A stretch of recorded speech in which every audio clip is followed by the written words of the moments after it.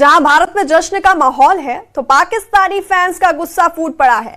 Social media से लेकर कोलंबो पहुंचे पाकिस्तानी फैंस जो हैं वो पाकिस्तानी क्रिकेटरों को भर भर कर कोस रहे हैं।